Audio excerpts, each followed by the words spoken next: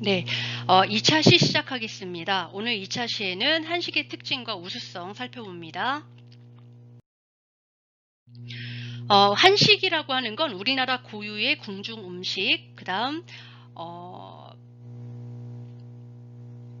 양반가의 음식, 그리고 서민 음식, 향토 음식, 사찰 음식 이런 것들을 통틀어서 읽었습니다. 한식은 밥을 주식으로 다양한 반찬, 김치 등 발효식품으로 구성된 식단입니다. 그러니까 육류 위주의 서양 식단보다 열량이 상대적으로 낮고 영양상으로 균형 잡힌 건강식이다. 이렇게 보시면 되겠습니다. 한식은 크게 주식, 부식, 후식으로 나눕니다. 주식은 아마 아실 거예요. 밥죽, 국수, 떡국 이런 것들을 주식이라고 부르고요. 부식은 이제 이런 것들이 있는데 이것들을 조금 모르는 것들만 설명을 하고 넘어갈게요. 선이라고 되어 있죠. 이 선은 제가 오이선을 예를 들어서 설명을 하겠습니다. 이렇게 생긴 걸 혹시 먹어보신 적이 있는지 모르겠어요. 이 오이선이라고 하는 거는요, 오이를 소금에 절여요. 이렇게 소금에 절인 오이를 칼집을 내요. 그 칼집 넣은 부분에다가 다진 고기, 그리고 채친 표고버섯, 그 다음 노란색, 흰색 지단을 채워서 익힙니다. 그 다음 그 익힌 다음에 거기에다가 식은 장국이나 단촛물이라는 게 있어요. 그러니까 식초에다가 설탕을 1대1의 비율로 섞어요. 1대1의 비율로 섞은 다음에 여기다가 소금을 약간 첨가를 하면 단촛물이라고 하는 이제 염장법인 거예요. 이걸 넣어서 뿌려서 먹는 음식인데요. 새콤달콤하고 맛있습니다. 요거를 선이라고 부르고요. 편육은 아마 여러분이 아실 거예요. 그러니까 고기를 돼지고기 뭐 소고기 상관없는데요. 아무튼 이 돼지고기를 주로 먹지요. 돼지고기를 저며서 수육을 만든 거예요. 따뜻한 음식 쪽에 속하고요. 족편이라고 하는 거는 소의 발이나 소의 가죽 혹은 소의 꼬리를 푹 고아요. 고운 다음에 그걸 젤라틴처럼 굳혀버려요. 그래서 거의 이 족편은 이제 차가운 음식 쪽에 속합니다. 그렇게 해서 먹으면 쫀득쫀득하고 맛있어요. 튀각은 튀기는 걸 말하는데 이제 부각이라는 거는 뭐냐면 이제 튀각이긴 튀각인데요. 약간 좀 다릅니다. 그러니까 다시마를 예를 들게요. 다시마 조각에다가 그 찹쌀 풀을 녹말 풀을 발라요. 그 다음에 말려요. 그걸 기름에 튀깁니다. 그걸 부각 이렇게 이야기를 해요. 그 다음 포라고 하는 거는 생선이나 고기를 얇게 저민 것. 그것을 포라고 얘기를 해요. 생선이나 고기를 얇게 저민 걸 포라고 이야기를 합니다. 이런 부식, 반찬에다가 이런 후식들을 냅니다. 떡, 과자, 생과일, 과일, 차, 음료 이런 것들. 이게 바로 한식의 구성입니다. 자, 다음은 한식의 특징과 우수성을 살펴볼 건데요. 교과서 47페이지의 내용을 좀 세부적으로 말씀드리도록 하겠습니다. 우선 우리 한식의 특징 중에 첫 번째는요. 부식과 주식이 조화롭습니다. 이게 이제 무슨 말이냐면 쌀이나 잡곡을 주재료로 하는 주식에다가 채소, 육류, 어패류를 재료로 하는 부식이 영양학적으로 균형이 잡혀 있다 이 얘기입니다. 그 다음 다양한 재료와 조리법을 갖고 있어요. 그러니까 쌀을 가지고서도 국수도 만들고 떡도 만들고 술도 빚고 엿도 만들고 식혜도 만들어요. 이렇게 하나의 쌀이라는 재료를 가지고 다양한 가공과 조리법을 활용할 수 있다는 거죠. 그 다음 향신료를 다양하게 씁니다. 고춧가루, 마늘, 생강, 겨자, 파 이러한 자극적인 향신료를 좀 주로 많이 쓰고요. 발효 음식과 저장식품이 발달해 있어요. 간장, 고추장, 된장, 김치, 젓갈 뭐 이런 발효 음식 그리고 저장식품이 발달해 있다는 얘기가 됩니다. 그 다음에 우리나라는 기본적으로 차가운 음식보다는 이제 따뜻한 음식 문화가 줄을 이뤄요. 발달을 해요. 하물며 이제 이따가도 이야기를 하겠지만 절식 문화라는 게 이제 만들어지기도 하고 시식 문화가 또 만들어지기도 했어요. 이제 같이 이야기를 할게요.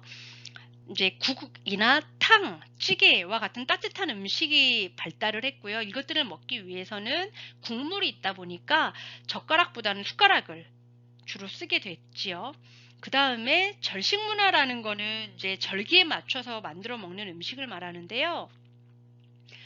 추석이 다가오지요. 추석 때 우리가 송편을 빚어 먹잖아요. 이런 계절 음식이 만들어졌고, 시식이라는 것, 그러니까 그 절기 음식이 만들어졌고, 시식이라는 거는 계절 음식입니다. 그러니까 계절의 특산품으로 만들거나 계절에 맞춰서 만들어 먹는 음식을 말해요.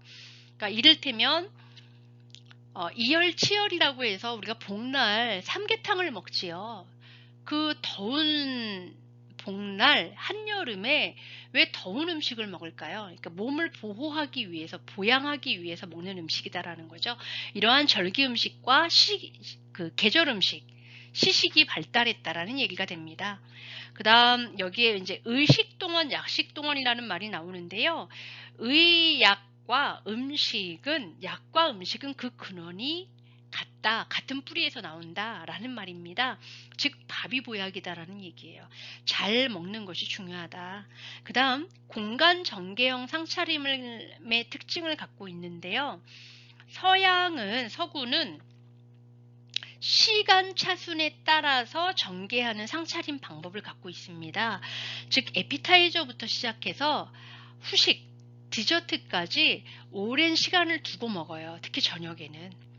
그런데 우리나라는요, 그렇게 이제 오래도록 계속 음식을 나르는 그런 문화가 아니라 상차림 자체가 혼자 음식상을 받아요. 그러니까 외상을 기본으로 하거든요. 혼자 먹게 차린 음식상이라고 얘기를 해요.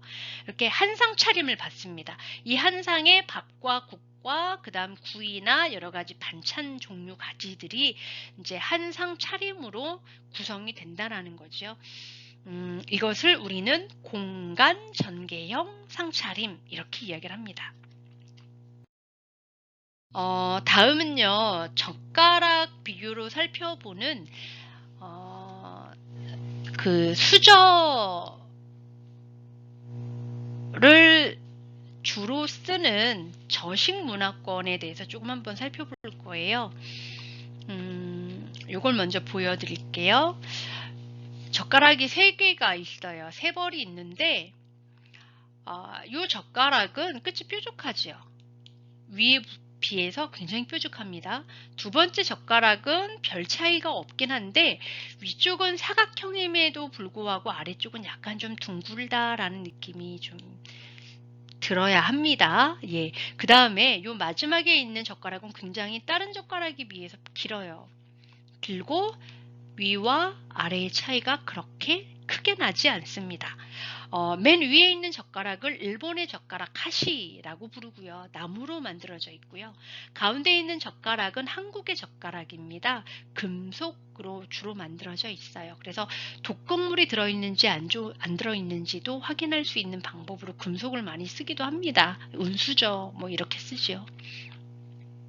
그 다음에 중국의 이 젓가락은 콰이즈라고 우리가 부르는데요. 대나무나 플라스틱으로 주로 만듭니다. 그래서 가벼워요. 그리고 길이가 굉장히 깁니다. 그 각각의 지역의 특색에 따라서 이런 젓가락의 길이에도 또 젓가락의 끝부분의 날카로움도 차이가 납니다. 일본의 젓가락은 끝이 뾰족합니다. 뾰족하지요?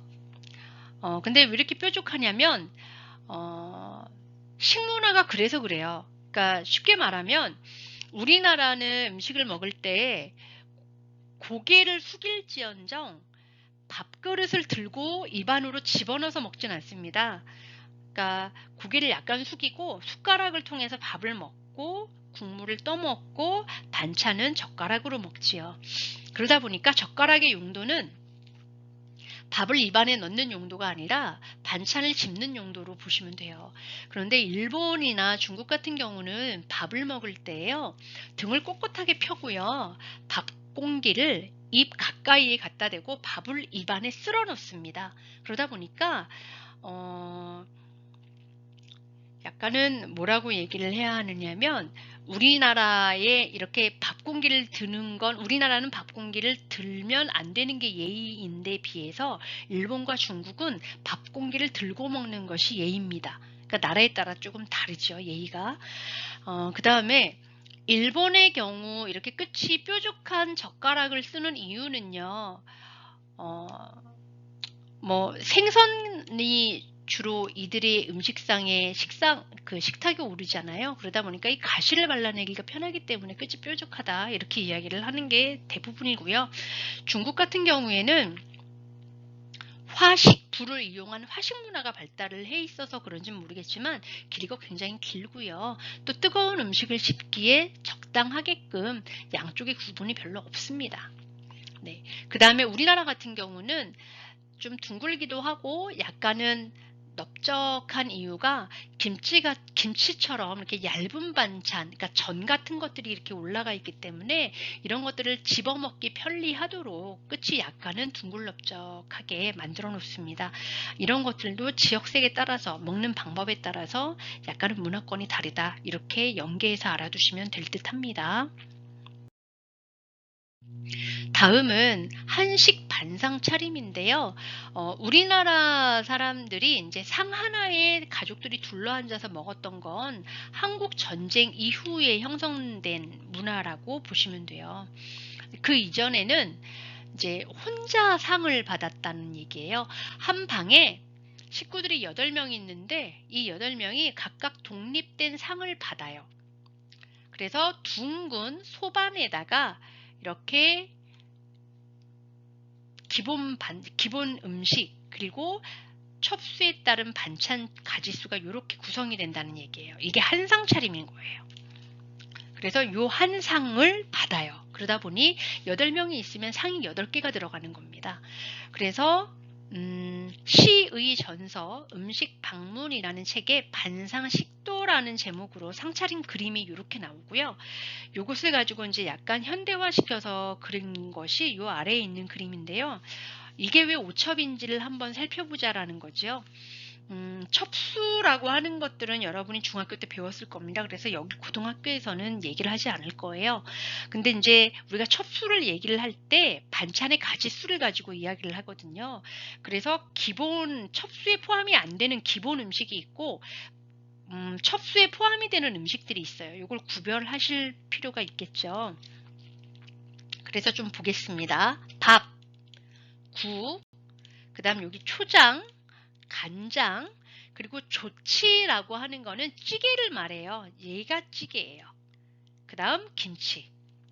요거는 기본 상차림입니다. 반찬에 들어가지 않아요. 그러면 지금 체크하지 않은 게 몇 가지가 있죠? 하나, 둘, 셋, 넷, 5가지가 있죠. 얘는 생채, 그러니까 생채소, 양념해서 먹는 거고요. 요거는 끓는 물에 살짝 데쳐서 먹거나 아니면 푹 삶아서 먹는 숙채입니다. 그 다음 얘는 구이고요. 얘는 마른 반찬, 얘는 이제 호박전 같은 전유어, 이제 전이라고 하기도 하고 생선 같은 경우를 점여서 전을 만들면 그걸 전유어라고 이야기를 하거든요. 전 종류입니다. 그래서 하나, 둘, 셋, 넷, 5가지. 이것이 그래서 오첩반상이 되는 거죠. 그 다음에 여기 반찬 가지수에 들어가는 거는 나물이 들어가고 수육이 들어가고 젓갈이 들어가고 구이가 들어가고요. 좌반이라고 하는 자반이 있는데 이게 자반고등어의 개념이 아니라 그 염장한 소금을 뿌려서 그 절이거나 굽거나 쪄서 만든 반찬의 개념이 아니라요. 여기에서의 자반은 좌반이라고 불러요. 그러니까 이게 뭐냐면 그 나물에다가 간장 같은 그 양념을 발라요. 그 다음에 말려요. 그 말린 것을 굽거나 기름에 튀겨서 만든 반찬을 좌반 혹은 자반이라고 부릅니다. 네, 자, 요것을 얘기를 하는 겁니다. 요것도 기억을 해두시면 좋겠죠. 이제 마지막인데요. 우리 아까 한식의 우수성은 교과서 47페이지에 나와 있었잖아요. 지금부터는 48페이지와 49페이지를 좀 봐주십시오. 이 부분에 대한 이야기는 제가 따로 안 하겠습니다. 어차피 글자화되어서 나와 있는 것들이라서 좀 익숙하게 봐주시면 좋을 것 같고요.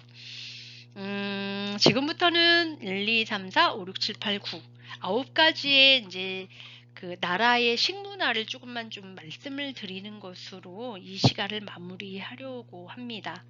우선 미국부터 볼게요. 48페이지에 미국이 나와 있죠.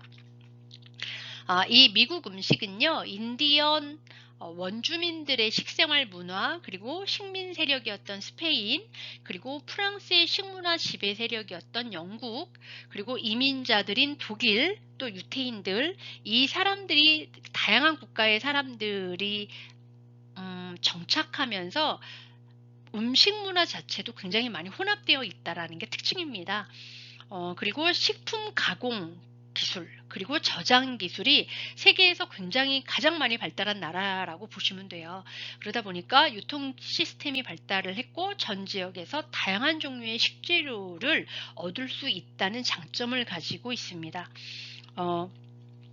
미국의 대표적인 요리에는요, 대규모 생산이 가능하고 편의성이 강조된 햄버거, 그리고 핫도그, 또 축산업이 발달을 했어요. 그리고 더불어 고깃값이 싸요. 우리나라에 비해서도 훨 싸요.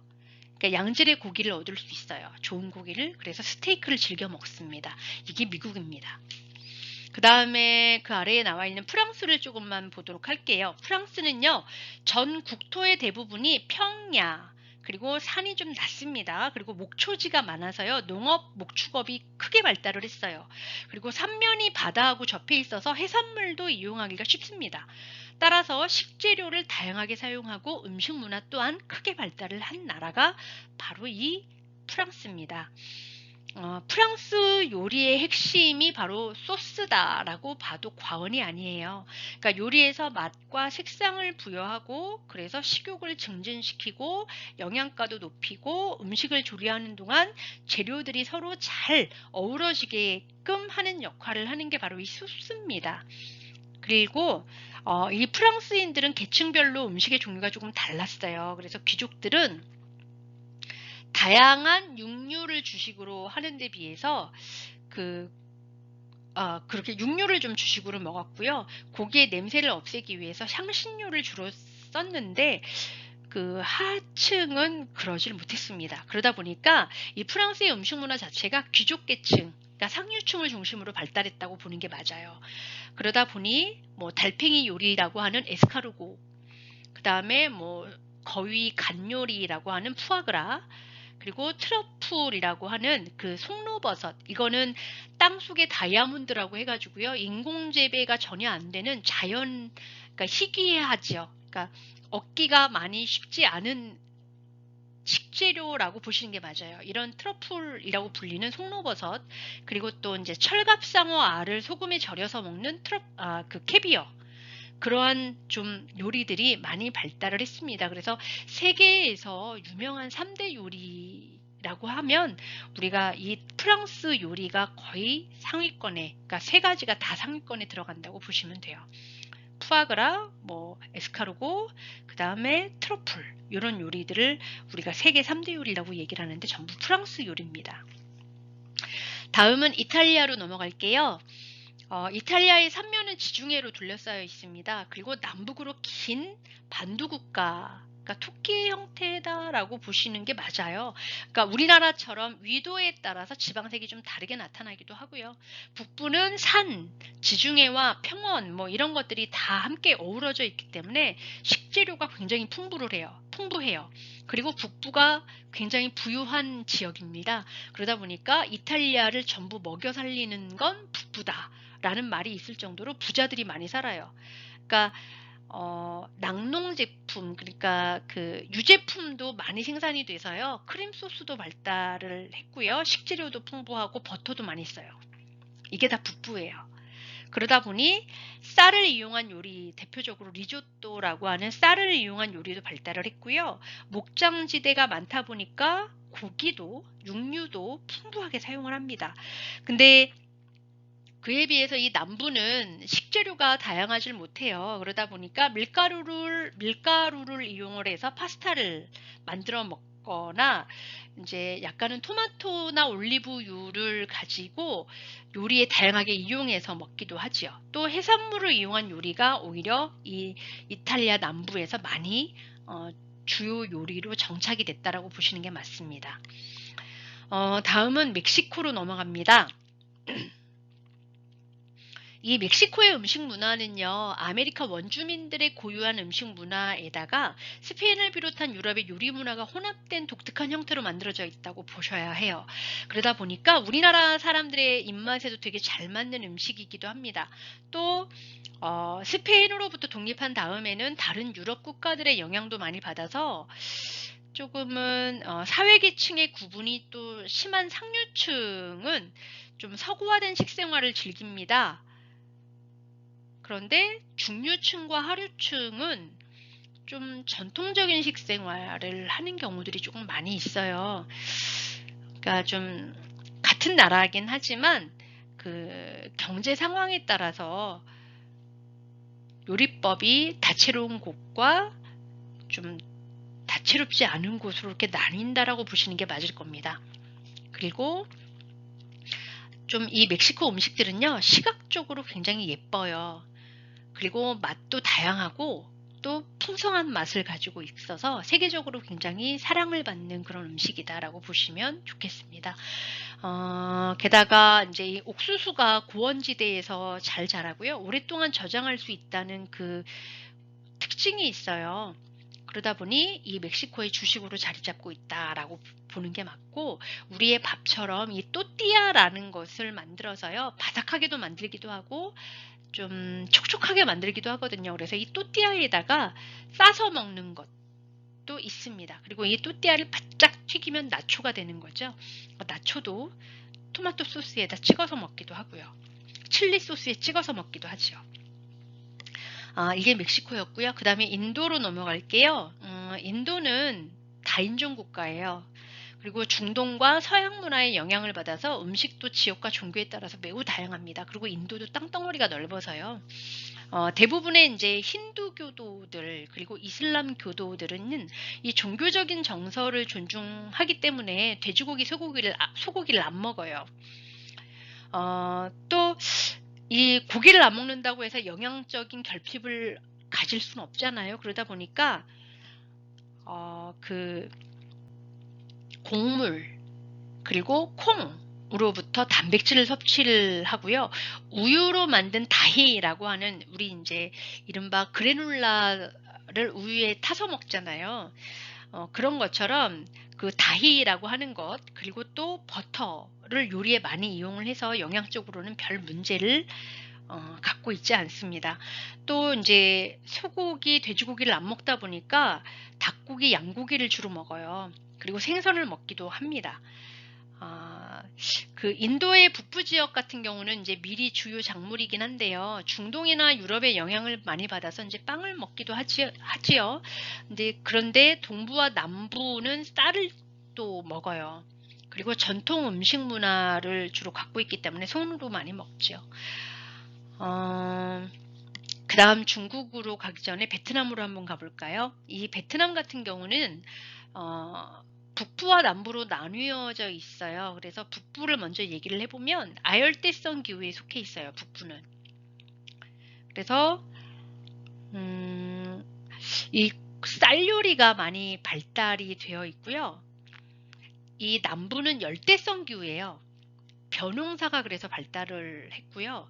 어업을 중심으로 하기 때문에 육류보다는 해산물을 많이 먹어요. 그리고 이 베트남이라는 나라 자체가 그 젓가락을 보시면 아시겠지만 여기 젓가락이 있죠. 중국의 영향을 많이 받아서요. 다른 동남아시아 국가들과는 달리 젓가락을 좀 사용을 하고 기름으로 볶는 조리 방법을 많이 씁니다. 또 프랑스의 식민지로도 살았기 때문에 이 프랑스의 영향을 당연히 받았겠죠. 그래서 아스파라거스나 아보카도, 버터, 커피, 바게트 같은 것도 많이 먹습니다. 그 다음에 중국으로 넘어갈게요. 중국은 국토가 굉장히 넓지요. 전 세계 국토의 1위라고 보여집니다. 또 각 지역마다 자연적인, 사회적인 환경의 차이가 커서 음식 문화가 다채롭게 나와 있어요. 다릅니다. 조리기구가 간단하고요. 주로 불을 많이 써요. 그리고 익혀 먹겠죠. 튀기기, 조리기, 볶기 등 기름을 많이 사용하는 조리 방법이 대부분이다라고 보시면 됩니다. 책에 나온 것처럼 지역에 따른 대표 음식들이 쭉 나와 있어요. 그거 알아두셔야 합니다.